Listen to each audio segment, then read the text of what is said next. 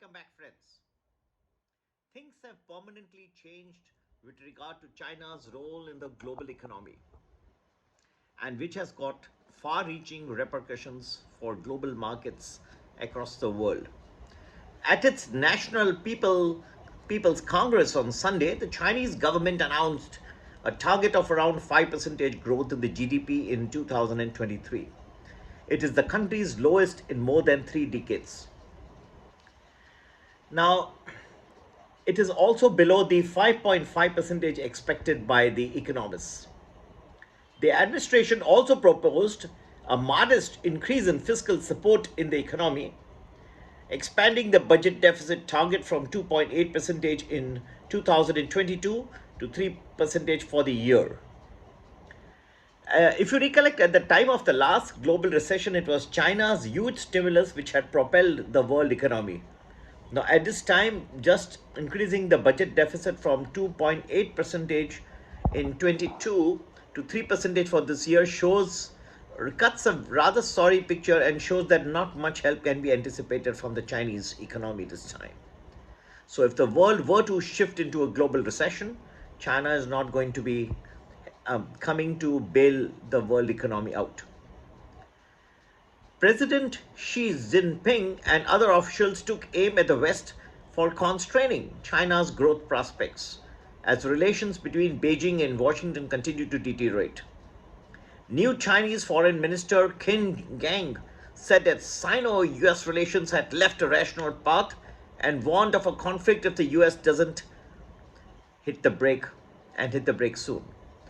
If you recollect, recently there have also been reports of the United States shooting down some balloons, spy balloons of China, which had creeped into the US airspace. Now, all this has naturally triggered more tensions between the two countries. So, as we can see, things have changed permanently between uh, the Washington and Beijing, and China's role in the global economy in particular, as Beijing is now being going to be forced to look inward to achieve its global ambitions. China now knows that if it's going to achieve its growth, then it has to achieve it domestically, which means that reform which is not yet undertaken, and it means getting the consumer to spend parts of excess savings which it is very hesitant to do so. On the one hand, you have that jobs are going to be scarce. The demand for manufacturing is also going to be less in the backdrop of a looming global recession. At the same time, we are finding a situation where Chinese are going to be forced now to use their savings, which means that if there are no further jobs and the savings to also start drying up, is going to be a political issue for the Chinese administration. The hegemony of the United States is now fractured in the global economic order, with Russia and China detaching from the Western democracies. A third fragment has formed in the Big South, including countries like Brazil and India, which, though are not overtly siding with powers such as Russia, engage in a fierce battle with Ukraine for more than a year now. But they are also prioritizing their own interests and resisting Western pressure to severe economic or political ties with Russia. According to Moody's, the external environment will remain challenging for China as the United States and other high income countries reposition their technology, investment, and trade policies in the light of growing geopolitical and security considerations. It was not just a balloon in the airspace, it is just adding to all the problems that have been already existing for quite some time. Beijing is well aware of the United States moves and will look to curtail its global influence by growing the technology gap, which can be expected to widen from 5 to 10%, 10 years at present to around 20 years.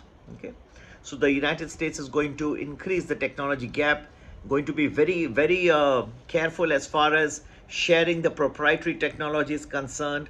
As you know, a lot of the semiconductors and many things were being shared with China. Now that is all going to come under a scanner. Additional measures by Western countries to restrict investment flows to China, block access to technology, restrict market access for Chinese firms, and promote diversification policies could continue to weigh on foreign investors' risk perception regarding doing business in China. These measures also have the potential to weaken China's economic outlook. Once China's economic outlook goes down, you can find that the global economy will also get a hit accordingly. Many times Chinese economy, and particularly if you remember the last global recession, you had the Chinese economy and the huge stimulus which its government had brought about, infrastructure stimulus had gone to bail out the global economy. That's not going to happen this time. Okay, so the weakened Chinese economic outlook already had a reaction yesterday. Mining stocks reacted with trepidation to the Chinese Communist Party's cautious growth outlook, given the importance of Chinese operations in the sector. You can find that what will disappoint in China is the way that growth is now going to be achieved. So instead of looking outward on exports, now it will have to look inward towards its own domestic consumption. The way that China has to go now is to mobilize its own masses to spend their money, trust the government, and not accumulate excess savings. So it will all happen in travel and in shops, in restaurants, and much less in the heavy duty stuff. Okay. So which we all wanted to see as the motor of the world economy, because that is the motor of the Chinese economy. I think that that model is now dead. All this will have far-reaching repercussions on global growth. And as you find that global growth gets hit, with China not being able to bail it out, further impacts are expected on global stock markets, and they're expected to happen sooner rather than later.